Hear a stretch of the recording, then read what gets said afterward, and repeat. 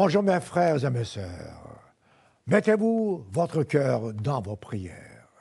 En fait, pourquoi priez-vous? Priez-vous souvent? Priez-vous régulièrement? Qu'est-ce que vous attendez de Dieu lorsque vous lui faites des demandes? Mais c'est cela justement la question. La prière ne consiste pas seulement en des demandes. La prière est une communication entre vous et votre Dieu. La prière est un besoin spirituel. Ce n'est pas une faveur que vous faites à Dieu lorsque vous priez, pas du tout. C'est une faveur que vous faites à vous-même. Car Dieu connaît vos besoins. Dieu sait tout. Mais il faut que vous puissiez vous-même vous adresser à Dieu d'une façon honnête, d'une façon sincère et avec la foi absolue que Dieu vous entend lorsque vous priez. Souvent, vous entendez des prières, des sermons sur des prières. Souvent, vous entendez certains commentaires sur les prières. Tout ça, c'est très bien. Mais ce n'est pas la longueur d'une prière qui lui donne la puissance. Ce n'est pas la fréquence même. Certes, la longueur est nécessaire. La fréquence est nécessaire. Mais parfois, on n'a pas le temps de prier longuement selon les circonstances. Ce que je veux que vous puissiez comprendre aujourd'hui, mes frères et mes sœurs, c'est que chaque prière est entendue par Dieu. Dieu entend toutes les prières et chaque prière est exaucée par Dieu. Le fait est que Dieu n'exauce pas vos prières comme vous voudriez qu'il exauce. Dieu exauce vos prières selon sa sagesse. Voilà pourquoi, lorsque vous priez, sachez qu'il y a une puissance dans cette prière et c'est Dieu lui-même qui vous permet d'avoir cette puissance, de mettre cette puissance dans vos prières. Certes, il y a des moments où vous devez prier longuement. Certes, il y a aussi des moments où vos prières sont très courtes. Tout dépend, je répète, des circonstances. Combien de fois prions-nous par jour, demanderez-vous? Là encore, ça dépend de vous, des circonstances. Tout ce que je vous recommande, ne quittez jamais votre maison le matin sans prier. Et le soir, ne vous couchez jamais sans prier.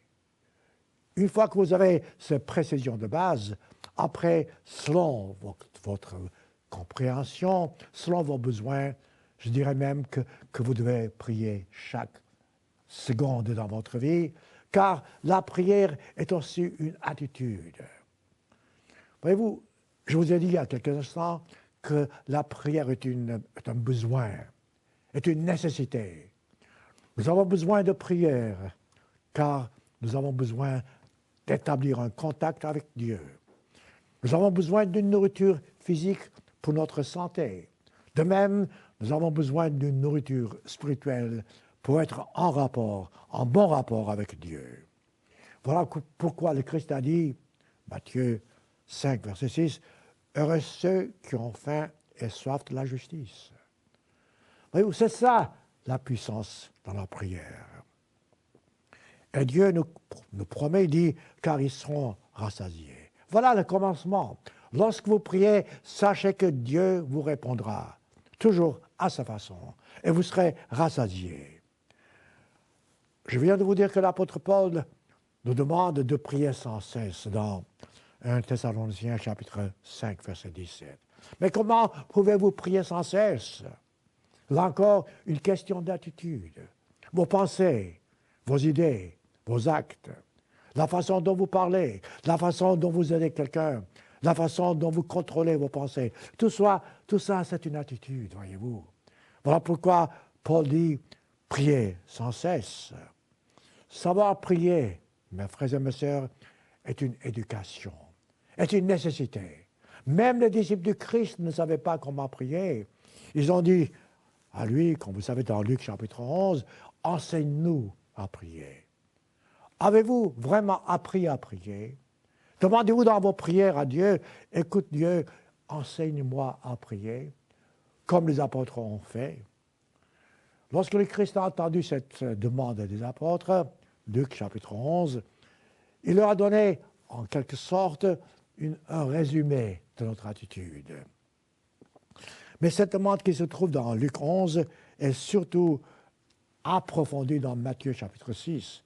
Donc laissez-moi prendre Matthieu 6, car là vous avez une indication très claire en ce qui concerne la prière, ce qu'elle doit être, comment nous devons prier et surtout comment être toujours dans une bonne attitude et être sûr, absolument sûr qu'il y a une puissance dans la prière.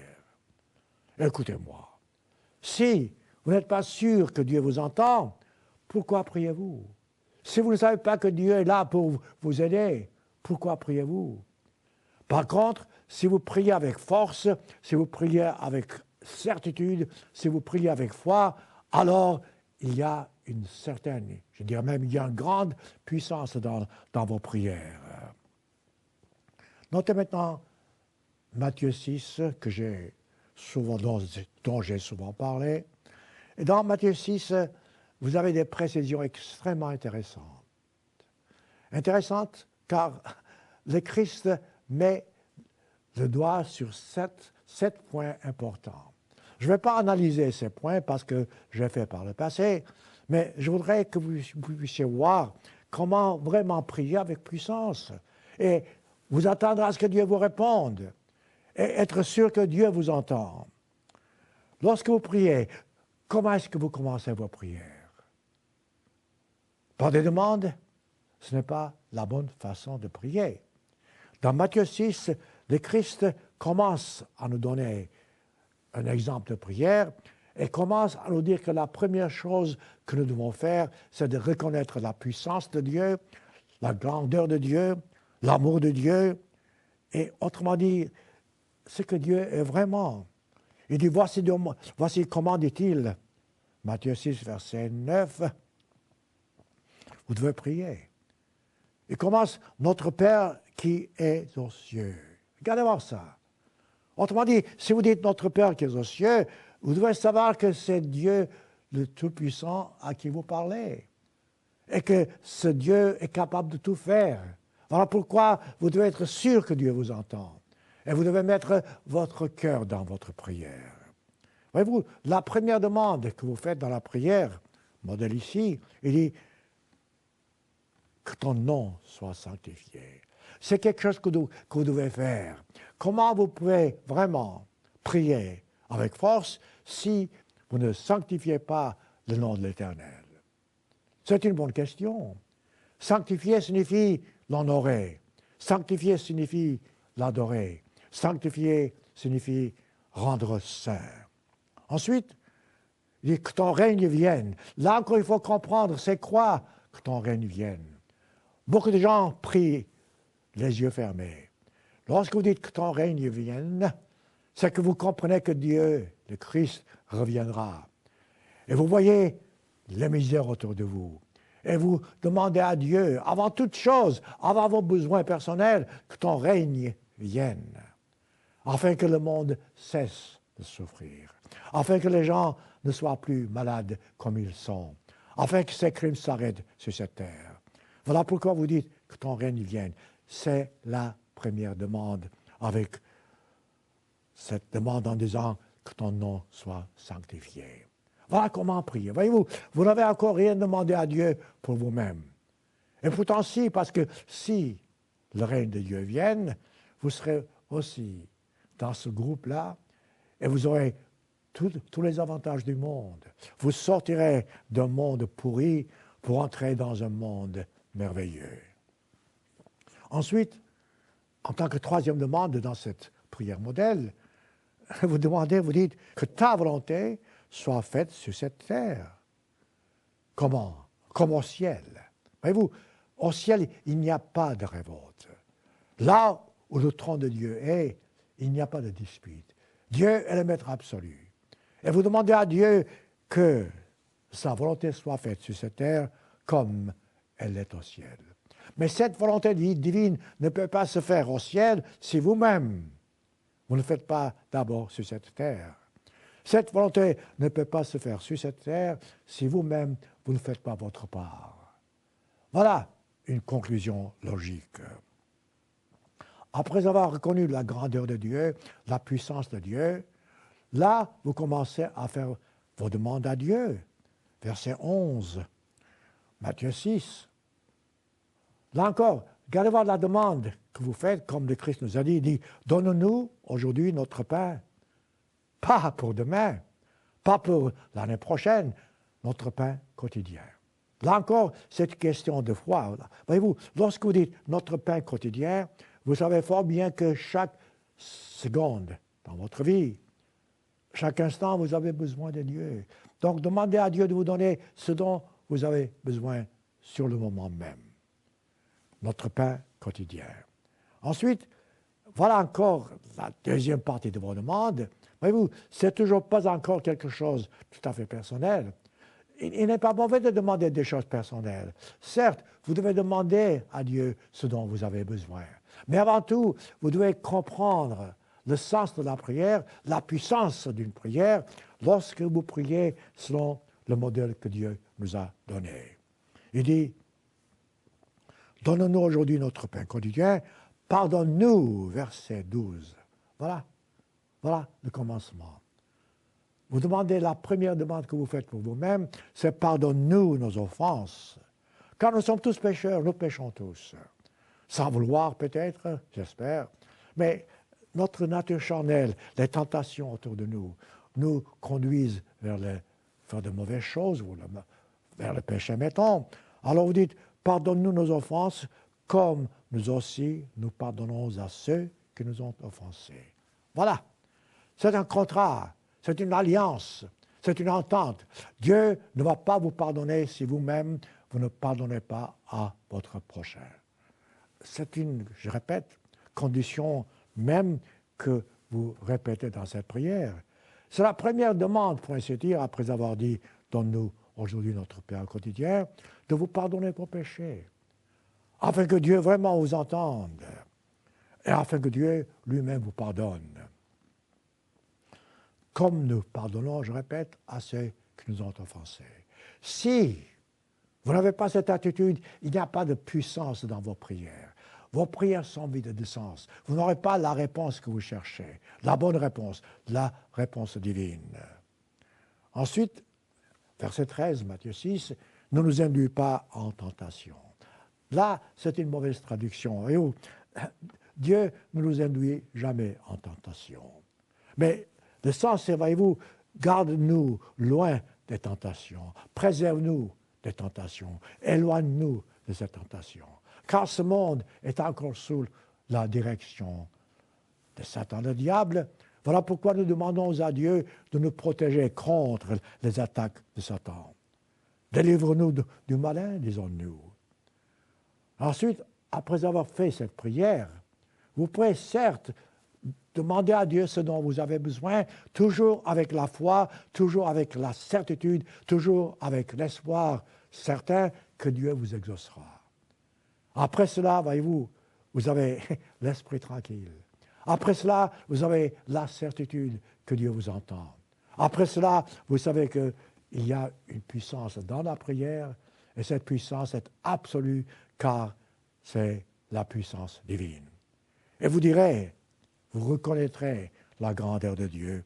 Voilà pourquoi vous terminerez vos prières en disant, c'est à toi qu'appartiennent, verset 13, dans tous les siècles, le passé, le présent, l'avenir, le règne, millénium, le règne sur cette terre, la puissance à tout jamais et la gloire. Et vous dites Amen, qui signifie ainsi soit-il. Voilà, c'est une prière modèle. Vous ne priez pas ainsi, comme un perroquet, en répétant ces mots, pas du tout. Vous prenez cette prière en tant que base. Ensuite, vous formulez vos propres prières sur cette base, et alors vos prières sont exaucées. Ce sont des points principaux, voyez-vous. Reconnaissez la puissance de Dieu, reconnaissez l'amour de Dieu, reconnaissez que vous avez péché. Ça, c'est important. Vous avez dit, pardonne-nous nos péchés, comme nous aussi pardonnons à ceux qui nous ont offensés. Si vous ne pardonnez pas, je répète, comment voudriez-vous que Dieu vous pardonne, puisque vous dites, comme nous aussi nous pardonnons à ceux qui nous ont offensés. Commencez-vous à comprendre? Par contre, nous, en tant que pécheurs, lorsque nous nous repentons de nos péchés, lorsque nous sommes vraiment honnêtes, lorsque nous disons, écoute Dieu, j'ai péché, pardonne-moi, dans ce cas-là, Dieu nous entend. Dieu nous pardonne, à condition que notre repentir soit sincère.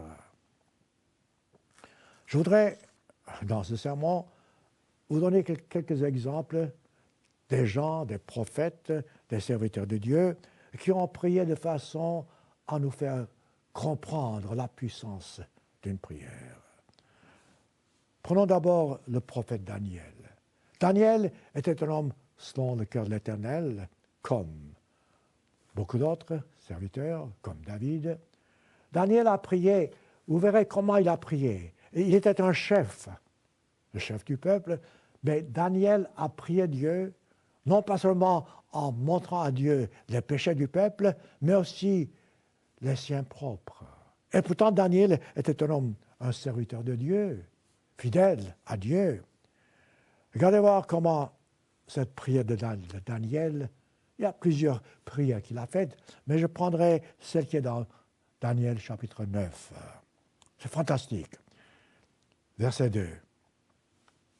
Daniel 9, verset 2. Ici, vous avez Daniel, il dit moi, Daniel, je lui parle de livre qui devait s'écouler 70 ans, donc c'est une prophétie qui va encore s'accomplir.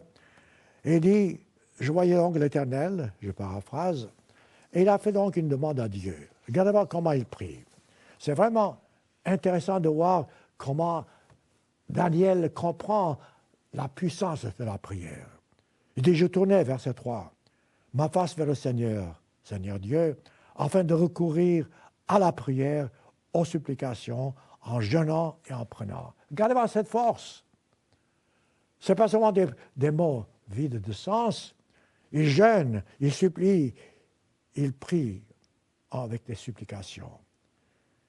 Il dit, je priais l'Éternel. Verset 4. Je lui fis cette confession. Voyez-vous, là encore, exactement comme le Christ a dit. Il se confesse, car nous sommes tous pécheurs. Il dit, Seigneur, dit-il, Dieu grand et redoutable, toi qui gardes ton alliance, verset 4, et qui fais miséricorde à ceux qui t'aiment. Vous ne pouvez pas aimer Dieu si vous ne vous repentez pas de vos péchés. Vous ne pouvez pas aimer Dieu si vous ne faites pas sa volonté. Donc il dit, qui fait miséricorde à ceux qui t'aiment et qui observent tes commandements. Voilà encore une autre condition. Si vous voulez que vos prières soient exaucées, si vos prières doivent être pleines de force et de puissance, il faut que vous observiez les commandements. Voilà des bases. Verset 5. Voilà encore une autre condition de base. Voyez-vous, souvent nous sommes trop orgueilleux. Nous sommes trop, je dirais, vains. Nous ne voyons pas nos fautes en nous-mêmes, nous voyons les fautes de notre prochain. Daniel ici dit avec force, nous, pas quelqu'un d'autre, pas le peuple, dit nous avons péché. Nous avons commis l'iniquité. Mes frères et sœurs, si vous avez cette attitude, vous pouvez être sûr que Dieu vous exaucera. Car nous sommes tous du groupe. Nous avons commis l'iniquité, dit-il. Nous avons été méchants et rebelles. Nous nous sommes détournés de tes commandements, de tes ordonnances. Et pourtant, Daniel lui-même ne s'est pas détourné de ses commandements. Daniel a observé les lois divines. Et en tant que chef, il pouvait voir que le peuple s'était mal dirigé. Et verset 6, nous n'avons pas écouté tes serviteurs, les prophètes. Voyez-vous, je reconnais. Verset 10, nous n'avons pas écouté la voix de l'Éternel, notre Dieu, pour suivre ses lois qu'il avait mises devant nous par ses serviteurs, les prophètes. Ce ne sont pas des mots vides de sens. Mes frères et mes sœurs, si vous voulez que vos prières soient pleines de force, pleines de puissance, lisez la Bible. Et formulez vos pensées, vos mots, vos paroles sur ce que Dieu enseigne. Et reconnaissez avant tout, comme Daniel le fait ici, que vous êtes pécheurs. Quelle que soit votre attitude, vous êtes du groupe de ce monde où il y a tellement de malheur, tellement d'iniquité, tellement de péché. Nous sommes coupables d'une façon ou d'une autre de tout ce qui se passe en ce monde. Verset 10. Nous n'avons pas écouté la voix de l'Éternel, notre Dieu, pour suivre ses lois qu'il avait mises devant nous par ses serviteurs. Ensuite, Daniel dit que tout le peuple a péché. Tout Israël, dit-il, a transgressé ta loi, s'est détourné pour ne pas écouter ta voix. Écoutez, regardez autour de vous, mes frères et mes sœurs. Regardez où nous en sommes. Quel que soit le pays où vous habitez, cette déclaration est valable. Nous avons péché, nous avons transgressé la loi de Dieu. Alors se sont répandues sur nous, dit-il, les malédictions et les imprécations écrites dans la loi de Moïse. Là encore, laissez-moi préciser. La loi de Moïse n'est pas autre chose que la loi divine. C'est Dieu qui donne la loi à Moïse, et Moïse a parlé en tant que porte-parole. Là encore, les gens comprennent mal. Ce n'est pas Dieu qui a demandé à Moïse de faire des lois, c'est Dieu qui a donné à Moïse des lois en lui disant « transmets ceci à mon peuple ». Voilà pourquoi toutes les lois divines nous ont été données par Dieu, par l'intermédiaire, si vous voulez, Moïse.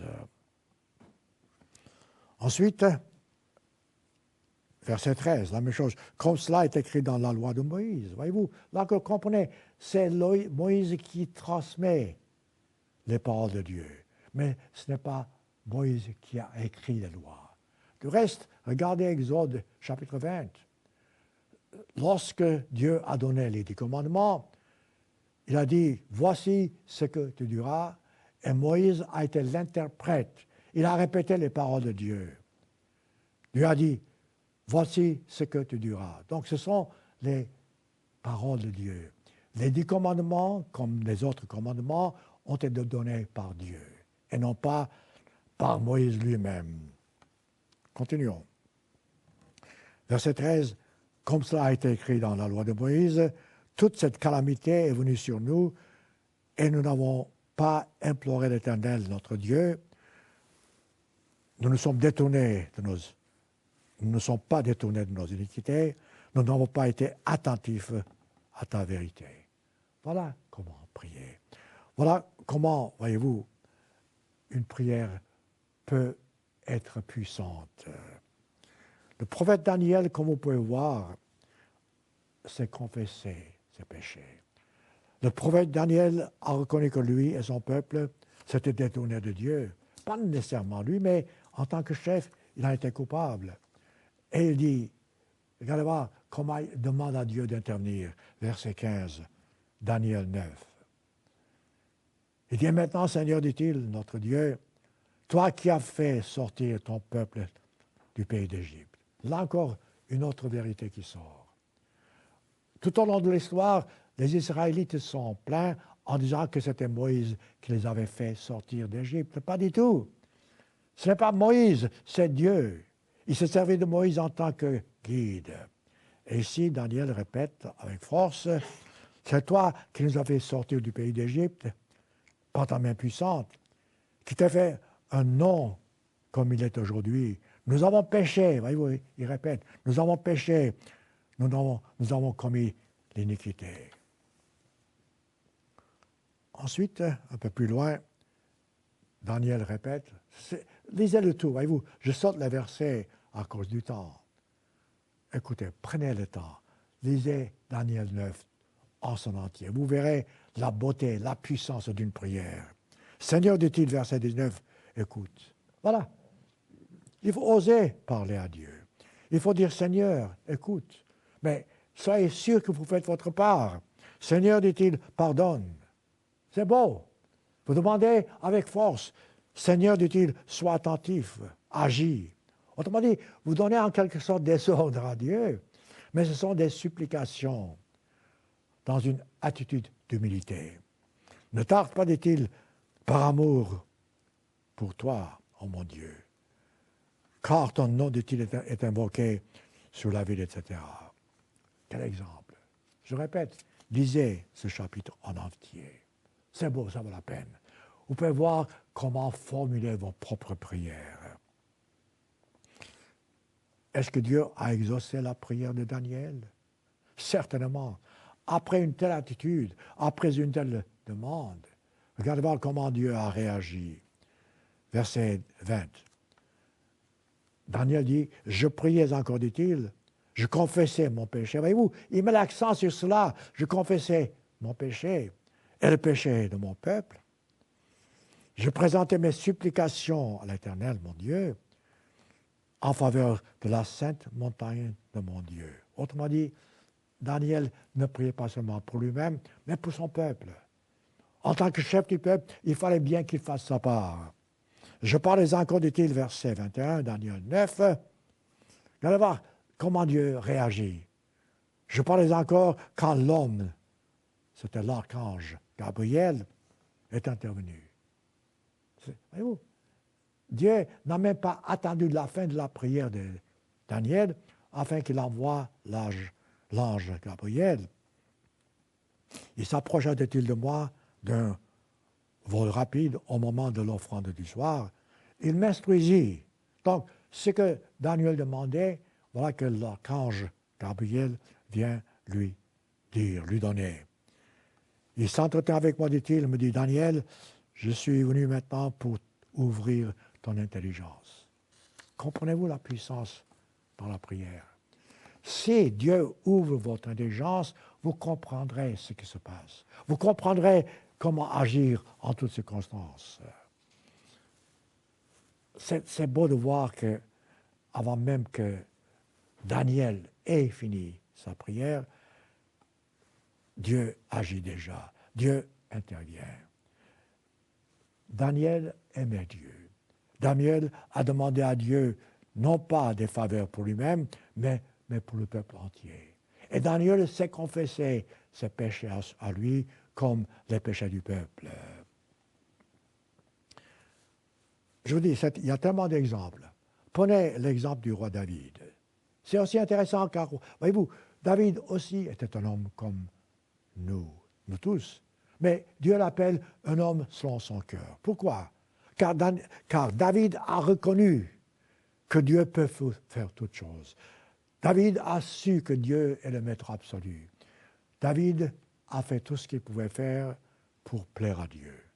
Et pourtant, c'était un homme comme vous et moi. Et pourtant, il a péché. Il a commis beaucoup de fautes, beaucoup de péchés. Il a même commis l'adultère avec Bathsheba. Mais voyez-vous, regardez son attitude. Lorsqu'il s'est vraiment rendu compte de ses péchés, tout comme Daniel, il a demandé pardon pour lui-même, pour le peuple s'il le faut, mais il a demandé à Dieu, écoute Dieu, s'il le faut, mets une fin à ma vie, mais ne punis pas le peuple. Regardez voir comment il adresse sa prière à Dieu dans Psaume chapitre 51, après avoir commis l'adultère. C'est grave, c'était très grave. Mais ce n'est pas une question d'adultère, c'est une question de repentir. Il n'a pas vraiment commis ce péché volontairement, c'était par faiblesse. Il dit, « Oh Dieu, dit-il, verset 3, Psaume 51, aie pitié de moi. » Voilà la puissance dans la prière. « Aie pitié de moi dans ta bonté. Sans ta grande miséricorde. » Nous venons à ce mot miséricorde. Sans miséricorde, il n'y a pas de salut.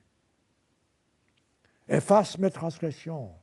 Pour que Dieu efface vos transgressions, vous devez cesser de répéter vos péchés. Lave-moi complètement de mon iniquité. Voyez-vous, lorsque nous nous faisons baptiser, en quelque sorte, nous sommes immersés dans l'eau pour que nous soyons lavés, mettons, ou que nous mourions dans l'eau d'immersion. Ici, David dit, lave-moi complètement de mon iniquité, purifie-moi de mon péché. C'est comme le baptême, je répète, nous sortons de l'eau et nous sommes purifiés. Ensuite, il reconnaît, Vous savez, mes frères et mes sœurs, l'une des choses les plus difficiles en ce bas monde, c'est de dire « j'ai tort ». Nous cherchons des excuses, nous cherchons des raccourcis, nous cherchons des raisons pour lesquelles nous avons agi comme ci et comme cela. Écoutez, soyez honnêtes. Si vous avez commis un péché, si vous avez fait une faute, dites « j'ai tort ». Je m'excuse. C'est beau de voir quelqu'un qui accepte sa part de responsabilité et qui est prêt à changer. C'est ça qui compte. Voilà pourquoi, ici, Daniel dit « J'ai péché, dit-il, verset 6, psaume 51, contre toi seul. » Car le péché est toujours contre Dieu. Car le péché, c'est la transgression des lois divines. Lorsque nous péchons, c'est une transgression contre Dieu, en quelque sorte. Et j'ai fait, dit-il, ce qui est mal à tes yeux. C'est vrai, chaque fois que nous faisons quelque chose qui est un péché, nous faisons mal aux yeux de Dieu. De sorte que, dit-il, tu seras juste dans ta sentence. Là, c'est une prière sincère. Dieu connaît nos faiblesses, Dieu connaît nos fautes. Si nous sommes vraiment sincères, si nous demandons honnêtement, sincèrement, pardonne, Dieu nous pardonne. Tu seras juste dans ta sentence, sans reproche dans ton jugement. Là encore, une autre vérité absolue. Dieu est toujours juste. Dieu est un bon juge. Tout ce que Dieu fait, faites-lui confiance. Si même vous passez par des souffrances, mettons, si Dieu vous châtie, acceptez le châtiment divin en tant qu'une bénédiction. Alors, vous saurez ce que c'est que la puissance dans la prière. Et après cela, David dit, verset 12, « Crée en moi, dit-il, un cœur pur. » Comment peut Dieu créer en nous un cœur pur? Par son Saint-Esprit.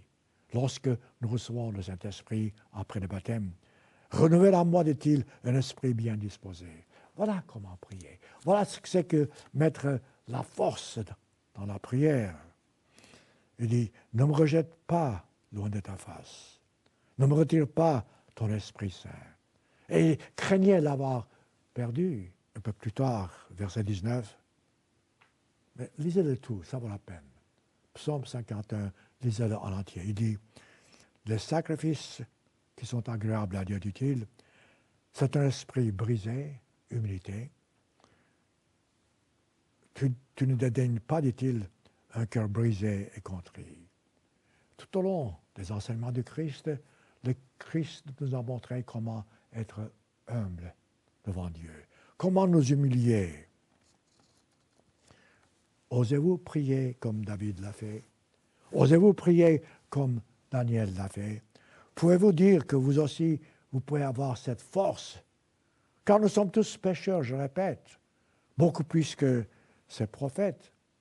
Mais lorsque vous demandez à Dieu pardon de vos péchés, lorsque vous dites, écoute Dieu, je veux faire ce qui est juste à tes yeux, alors vous avez une puissance formidable dans vos prières. Je répète, il y a tellement d'exemples, mais je prendrai maintenant un autre exemple très intéressant d'un roi, cette fois-ci tout à fait charnel. Prenez 2 Rois, chapitre 20. Là, vous avez affaire à un roi qui était malade. Et ensuite, le prophète Ésaïe va vers lui et dit, « Tu vas mourir. » Ézéchiel n'était pas d'accord. C'est normal. Mais regardez comment il s'est adressé au prophète et comment il a prié Dieu. C'est intéressant parce que, voyez-vous, Ézéchiel, bien que charnel, a quand même fait de son mieux. Il dit, verset 3, 2 Rois, chapitre 20, verset 3. « Éternel, dit-il, souviens-toi que j'ai marché devant ta face aussi fidèlement que possible, que j'ai fait ce qui est bien à tes yeux. » Pouvez-vous en dire autant, mes frères et mes sœurs? Autrement dit, pouvez-vous dire à Dieu, écoute Dieu, je mérite le châtiment, mais j'ai fait quand même de mon mieux. Dieu comprendra, Dieu vous aidera, Dieu vous bénira. Ézéchias, voyez-vous, il avait raison. Il avait fait de son mieux. Ensuite, ce qui est intéressant, toujours verset 3, et Ézéchias répandit d'abondantes larmes. Ce petit membre de phrase signifie beaucoup. D'abondantes larmes. Il a vraiment pleuré. Il s'est vraiment repenti. Comme j'ai souvent dit en ce qui concerne l'apôtre Pierre, lorsque Pierre a renié son maître, qu'est-ce qu'il a fait? La Bible dit, il a pleuré. Non. La version exacte, c'est lui aussi a versé d'abondantes larmes. Il a prié, il a pleuré de toute sa force. Donc c'est ça d'abondantes larmes, voyez-vous. Qu'est-ce qui se passe? Lorsque vous avez cette attitude, revenez à 2 Rois chapitre 20, verset 4 cette fois-ci. Ésaïe qui était sorti, autrement dit, Ésaïe a dit que tu mourras. Avant même qu'il sorte, avant même qu'il était encore dans la cour du jardin, dit-il, lorsque la parole de l'Éternel lui fut adressée. Verset 5, retourne, dit-il, et dit à Ézéchias, chef de mon peuple. Voyez-vous, Dieu revient maintenant au rôle d'Ézéchias. Ainsi parle, dit-il, l'Éternel, ton Dieu, le Père, le Dieu de David, ton Père. J'ai entendu ta prière. C'est beau d'entendre Dieu dire, j'ai entendu ta prière. Voilà la puissance. Si Dieu entend nos prières, c'est tout ce dont nous avons besoin. Voici, dit-il, je te guérirai. Fantastique. J'ajouterai, verset 6, à tes jours 15 années. Quelle bénédiction! Je te délivrerai, dit-il, de toi et cette ville de la main du roi d'Assyrie, ainsi de suite. À cause de David, mon serviteur. Dieu tient ses promesses. Dieu a fait des promesses à David. Dieu a fait des promesses à Abraham. Et il a dit, à cause de vous, je bénirai vos descendants. Et ceci, voyez-vous, c'est encore à cause de ces saints qui ont obéi à Dieu. Mais quand même, chacun de nous devons faire notre part. Ici, vous pouvez voir que Ézéchias a fait sa part. Il a été béni. Sa vie a été prolongée de 15 années. Voilà la puissance. Lorsque Dieu dit, j'ai entendu ta prière, j'ai entendu ta demande, c'est un soulagement fantastique. Laissez-moi vous donner un autre exemple. Un exemple que j'ai souvent cité. Un exemple lequel, à mon avis, constitue la base même d'une bonne attitude. Dans Matthieu chapitre 15, nous voyons l'exemple d'une femme cananéenne dont le fils était malade, plutôt hanté par des démons, et demande au Christ d'intervenir. C'est normal. Lorsque vous êtes malade, vous demandez à Dieu la guérison. Lorsque un membre de votre famille est malade, vous demandez à Dieu de le guérir, et même pour vos ennemis, s'il le faut, certainement pour vos amis. Ici, donc, cette femme qui ne soit pas convertie, qui n'est pas juive, fait une demande. Les apôtres ne comprenaient pas. Et le Christ lui-même, au premier abord, lorsque cette femme s'approche de lui, Matthieu 15, d'abord regardez-moi la demande de la femme. Elle dit, verset 22, « Seigneur », le fait même qu'elle reconnaît la grandeur du Christ, elle dit, « Seigneur, fils de David, ma fille est cruellement tourmentée par le démon, dit-il. » Donc, elle attend une réponse. Lorsque vous priez, quelle sorte de réponse attendez-vous? Regardez la réponse du Christ. C'est inimaginable. Mais le Christ savait ce qu'il faisait. Le Christ a mis cette femme en épreuve. Verset 23, le Christ ne répondit pas. Entre-temps, les disciples disent, écoute, renvoie-le, renvoie-le.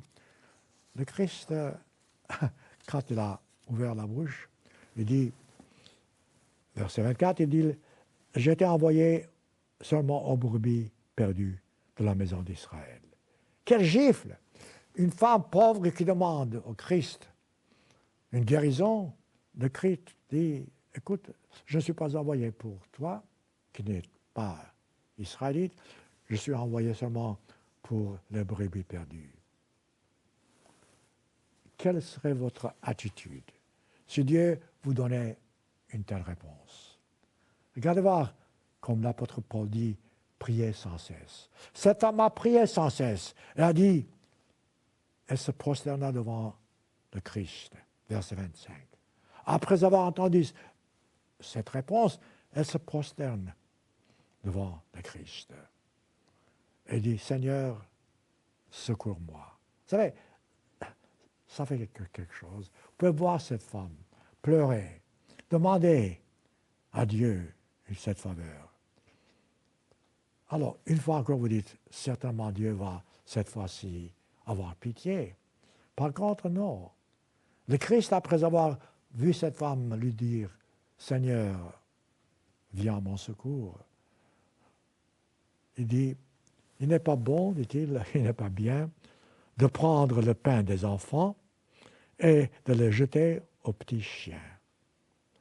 Ça, c'est un peu fort. Maintenant, cette femme devient comme un chien, en quelque sorte. À sa place, qu'est-ce que vous auriez répondu? Qu'est-ce que la plupart des gens répondraient aujourd'hui? Ah, si c'est ça, Dieu, je ne m'intéresse pas à lui. Si c'est comme ça que Dieu agit, je ne vais pas entendre parler de lui. Mais cette femme n'a pas eu cette attitude.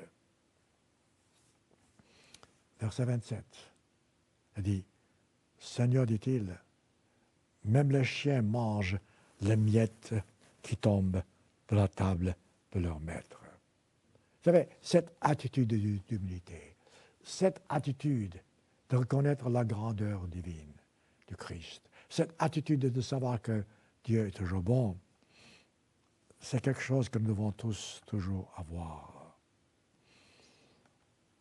Évidemment, vous connaissez le reste. Le Christ mettait cette femme à l'épreuve. C'est une leçon que nous devons tous apprendre. Elle a été exaucée, mais en ce qui concerne vous et moi, nous devons avoir cette attitude dans nos prières, cette puissance. Insister lorsque nous avons le droit d'insister. De demander lorsque nous voulons vraiment demander.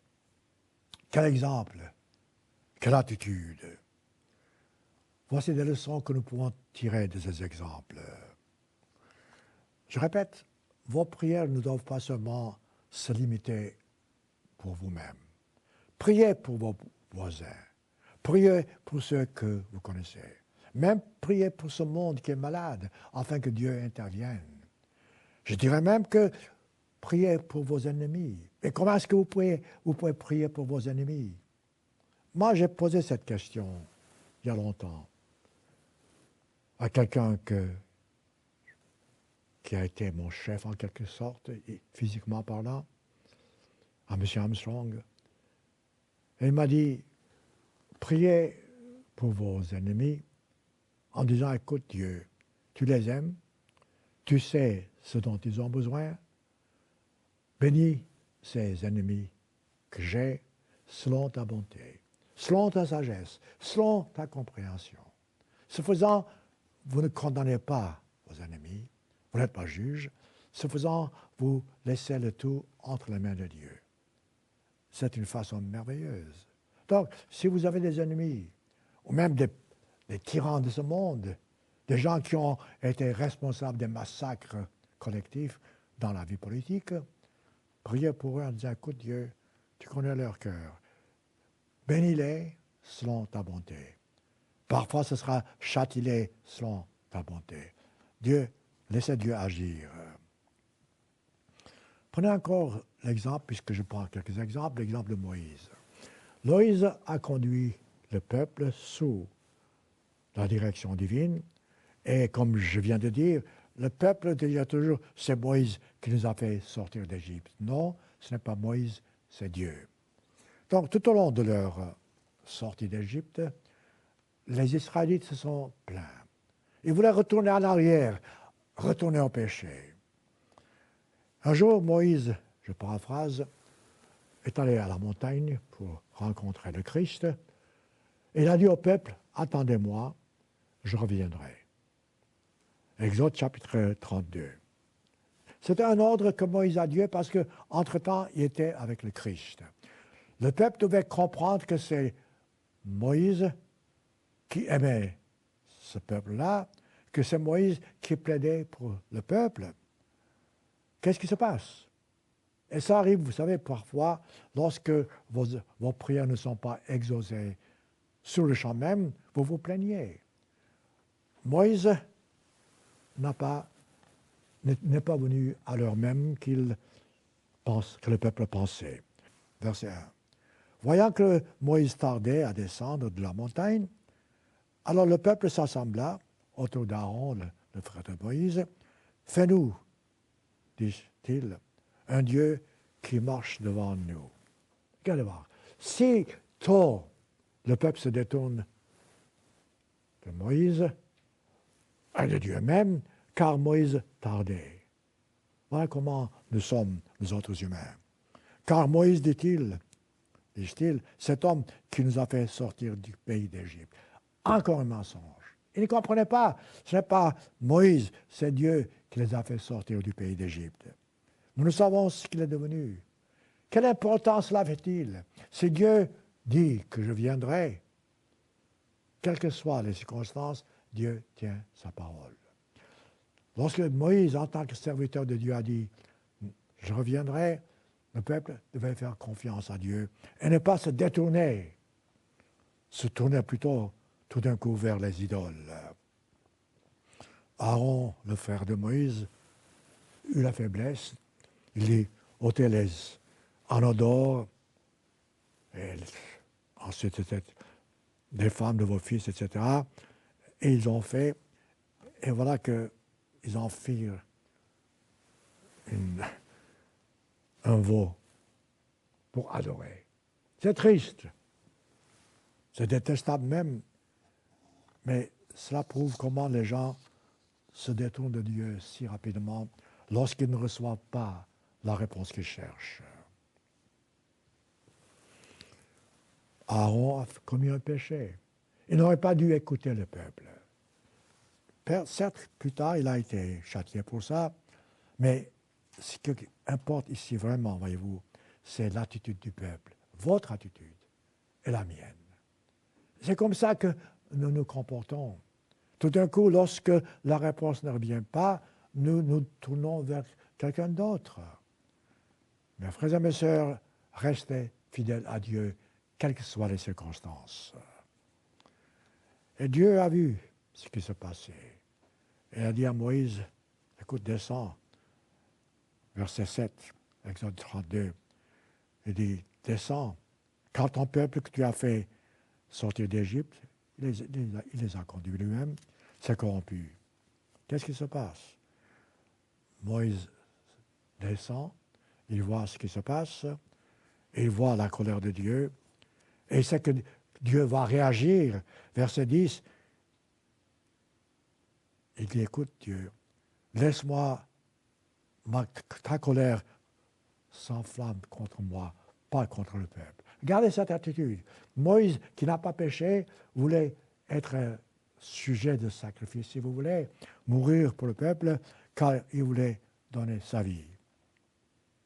Il dit que la colère ne s'enflamme pas contre eux. Parce que Dieu avait dit, je ferai de toi une grande nation. Quelle promesse! Moïse aurait pu dire, merci, je suis content, voilà que les descendants de Moïse auraient eu une grande bénédiction. Mais Moïse n'a pas accepté cela. La puissance dans sa prière, c'est qu'il a voulu se sacrifier pour le peuple. Et sa prière a été certes exaucée. Et ensuite, Moïse est allé un peu plus loin. Vous savez, parfois c'est difficile à dire, mais on peut discuter avec Dieu si nous sommes dans la bonne attitude. On peut dire à Dieu, comme Moïse dit, écoute Dieu, dialoguons. Certes, pour faire cela, il faut que vous soyez dans la bonne attitude et que vous compreniez le caractère divin. Regardez comment Moïse plaida avec Dieu. Il implora Dieu. Verset 11, Exode 32. Pourquoi, dit-il, ô Éternel, ta colère s'enflammerait-elle contre ton peuple? Il dit, pourquoi les Égyptiens, dirait-il, c'est pour leur malheur qu'il a fait sortir d'Égypte. Voyez-vous, il, en quelque sorte, dialogue avec Dieu. Reviens de l'ardeur de ta colère, dit-il, verset 12. Il ose parler à Dieu en disant reviens de l'ardeur de ta colère. Repens-toi. Ici, le mot est différent, c'est-à-dire change de décision du mal que tu fais ou tu veux faire à ton peuple. Ensuite, Moïse ose demander à Dieu et dire à Dieu une chose que, écoutez, Dieu c'est toute chose. Comment est-ce que Moïse ose dire à Dieu, souviens-toi, dit-il, d'Abraham, d'Isaac, d'Israël. Certainement Dieu savait. Certainement que Dieu s'en souvenait. Auquel dit-il, tu as fait des promesses en disant, je multiplierai votre postérité. C'est intéressant de voir comment Moïse a discuté avec Dieu. Comment il s'est comporté en ce qui concerne son peuple pour que Dieu ait pardonne de son peuple. Qu'est-ce qui se passe? Il dit à Dieu, écoute, tu as fait des promesses, tu as dit que ce peuple possédera le pays à jamais. La puissance de la prière ici, c'est vraiment de voir le courage de Moïse, son caractère, sa certitude que Dieu exaucerait. Et ensuite, la réponse est simple. Verset 14. L'Éternel changea d'idée, se repentit du mal. Autrement dit, changea l'idée dans le sens qu'il ne voulait plus faire le mal, qu'il avait déclaré vouloir faire à son peuple. Regardez ce courage de Moïse. Pouvez-vous prier de cette façon? Quelles que soient les circonstances, pouvez-vous dire à Dieu, écoute Dieu, rappelle-toi les promesses que tu as faites à ton peuple, et même à moi-même, je ne sais pas. Et si vous avez une bonne attitude, si vous êtes vraiment sincère devant Dieu, si, comme la femme dans Matthieu, vous vous pliez, vous vous mettez à genoux, vous dites, secours-moi, Dieu interviendra toujours, et la prière que vous ferez sera toujours pleine de puissance. Vouloir se sacrifier pour vos amis, même pour vos ennemis s'il le faut, est une condition essentielle pour que vos prières soient exaucées. Ensuite, avoir une attitude d'humilité est indispensable pour avoir vos prières exaucées. Finalement, il faut avoir la foi du Christ, la foi qui nous vient par le Saint-Esprit lorsque nous prions. Comme souvent dans la Bible, vous verrez, ne changez pas de côté et d'autre. Ne chancelez pas. Si vous demandez quelque chose à Dieu, soyez absolument certain que Dieu vous répondra à sa façon. Une fois que vous êtes certain de cette condition, laissez le faire. Tôt ou tard, les choses iront beaucoup mieux que ce que vous auriez vous-même espéré. Autrement dit, la foi est indispensable pour que vous puissiez prier avec puissance, avec force. Écoutez, si vous ne croyez pas que Dieu va vous répondre, pourquoi prier? Si vous n'êtes pas sûr que Dieu vous répondra pour votre bien, pourquoi prier? Par contre, si vous priez et vous êtes sûr que Dieu répondra, alors mettez votre foi. Il y a une grande différence, mes frères et mes sœurs, entre la foi et l'espérance. Dans mon ministère, j'ai souvent prié pour les malades. Et j'ai souvent constaté qu'un malade, lorsque je les soigne, a de l'espoir et non pas la foi. Mais ce n'est pas la condition imposée par Dieu lorsque nous prions pour les malades. Dieu veut que nous ayons foi. Donc lorsque vous vous faites oindre, quelles que soient vos maladies, soyez sûrs que Dieu a entendu vos prières. Je sais, ce n'est pas facile. Je sais, nous sommes tous humains. Je sais, nous avons des doutes. Mais ayez quand même fait de votre mieux pour avoir cette force, cette puissance, cette certitude que Dieu vous répondra. Vous verrez la différence. Dans Hébreux chapitre 11, verset 1, nous avons la définition de la foi. Regardez voir cette définition. Je répète, la foi n'est pas quelque chose que vous entendez. Non, la foi est la certitude que ce que vous attendez, vous l'avez déjà reçu. Je répète, ce que vous demandez à Dieu, vous devez être certain que vous l'avez déjà reçu. C'est ça la foi. Autrement, ça serait espérance. Hébreux 11, verset 1. La foi est une ferme assurance des choses qu'on espère. La démonstration de celles qu'on ne voit pas. Autrement dit, vous vous faites prier. Vous ne voyez pas encore, vous êtes guéri. Donc, vous commencez à douter. Ne doutez pas. Si la réponse n'est pas immédiate, attendez la réponse, car Dieu interviendra au moment opportun. C'est cette attitude qui donne la force et la puissance dans vos prières.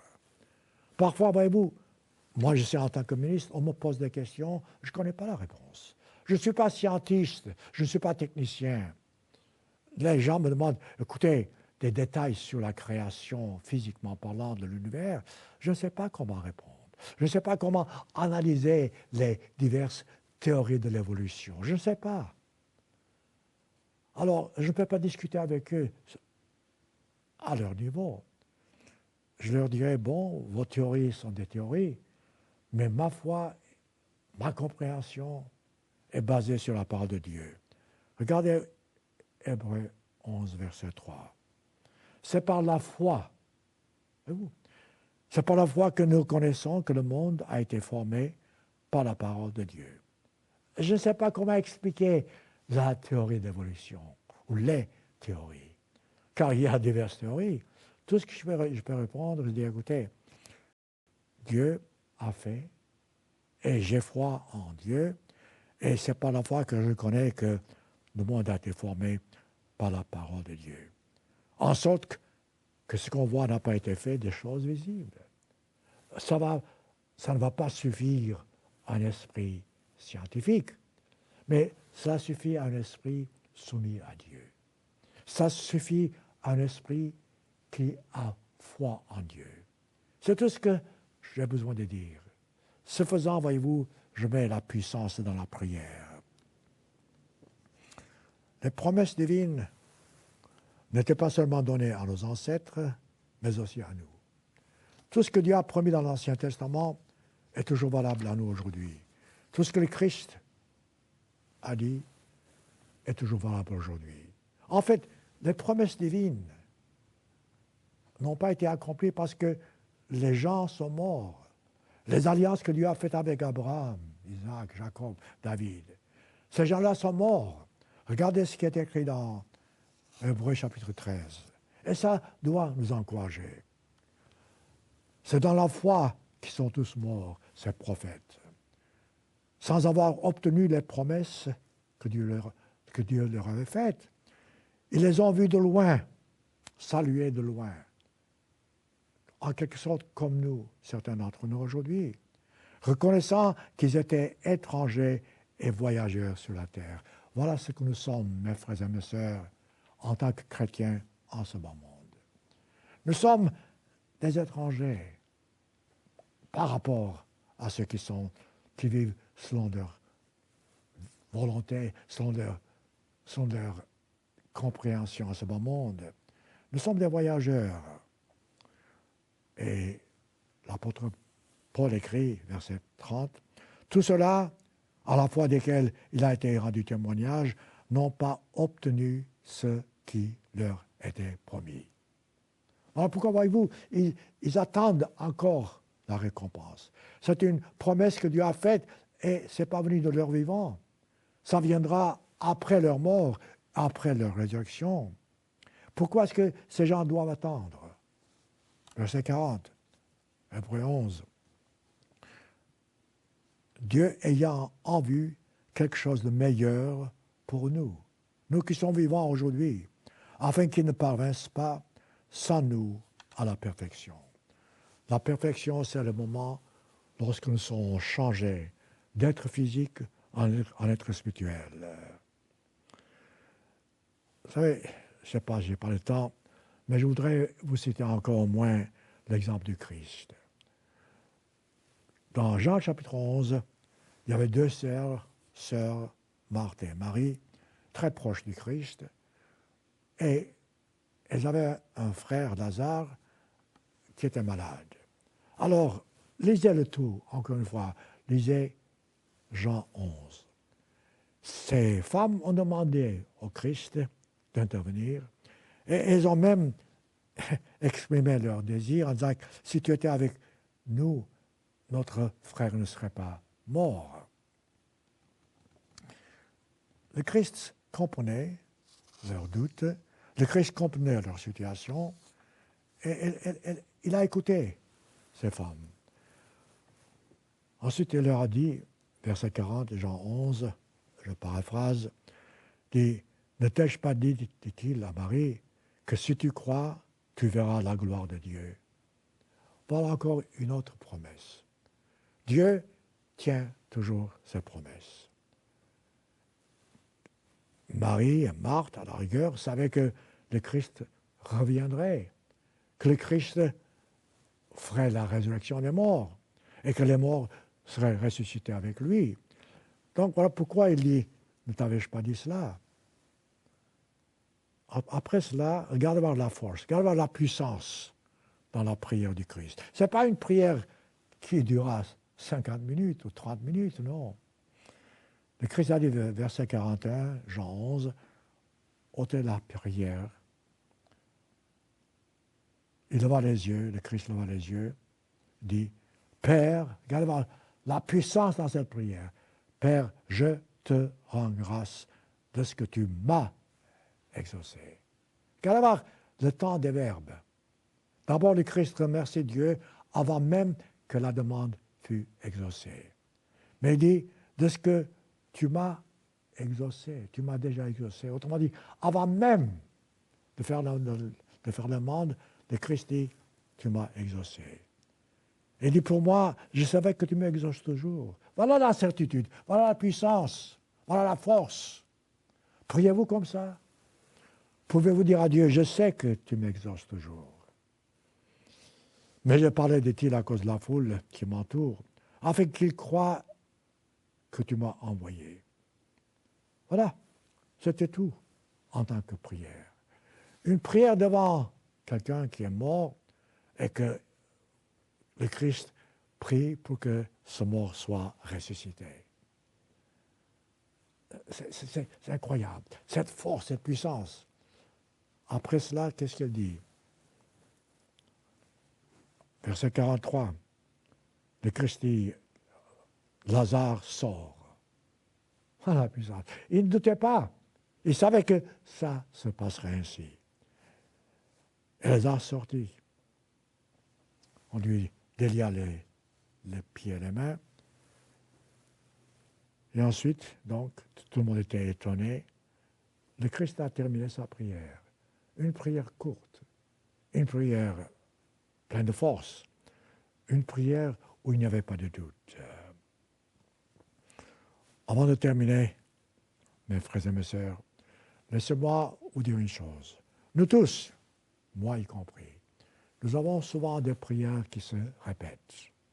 Ce n'est pas mauvais, mais les prières répétitives ne sont pas nécessairement pleines de force, pas pleines de puissance. Certes, comme nous avons besoin de nourriture physique, nous avons aussi de nourriture spirituelle. On peut répéter les choses. Mais en répétant, mettez quelque chose de nouveau. En répétant, soyez sûr que vous faites votre part. En répétant, toujours ayez en tête que Dieu aime tout le monde. La prière est une demande collective en quelque sorte. Vous mettez votre cœur parce que vous savez que Dieu aime tout le monde. Dieu a voulu que nous puissions tous, je dis bien tous, arriver au but. Prenez le temps de lire Matthieu 6. Encore verset dont j'ai parlé au commencement, lorsque le Christ parle de notre attitude lorsque nous prions. Verset 5 à 8, je vais terminer avec ça. Il dit, lorsque vous priez, dit-il, ne soyez pas comme les hypocrites. qui aiment à prier debout pour être vus des hommes.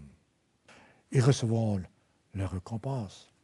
Il dit, verset 6, quand tu pries, dit-il, garde avoir la force à nouveau, entre dans ta chambre, autrement dit, en privé, ferme la porte et prie ton Père qui est dans le lieu secret, et ton Père qui voit dans le secret te rendra. Et le Christ répète ce que je viens de vous dire, ne multipliez pas de vaines paroles, comme les païens, qui s'imaginent qu'à force de paroles, ils seront exaucés. Ne leur ressemblez pas, dit-il. Votre Père sait de quoi vous avez besoin avant même que vous le lui demandiez. Comprenez-vous cela? Voilà la foi dont je vous parle, voilà la puissance. Avant même que je demande à Dieu quoi que ce soit, Dieu le sait déjà. Vous direz, s'il le sait, pourquoi est-ce que je demanderai? La réponse est simple. Est-ce que vous savez ce dont vous avez besoin? Souvent, vous demandez à Dieu des choses dont vous n'avez pas besoin. Voilà pourquoi présentez à Dieu vos demandes, ayez foi en lui, soyez sûr qu'il vous exaucera et Dieu vous exaucera. Je n'ai fait que, vous savez, aborder cette question. Il y a beaucoup de choses à dire sur la prière, mais tout ce que je veux que vous reteniez aujourd'hui, soyez certains que vos prières doivent toujours être accompagnées de vos actes, de vos paroles que vous mettrez en pratique devant Dieu et qui seraient agréables à lui, et que vos prières ne doivent pas se limiter pour vous-même. Vos prières, c'est pour ceux qui sont autour de vous, car le Christ a dit, aime ton prochain comme toi-même.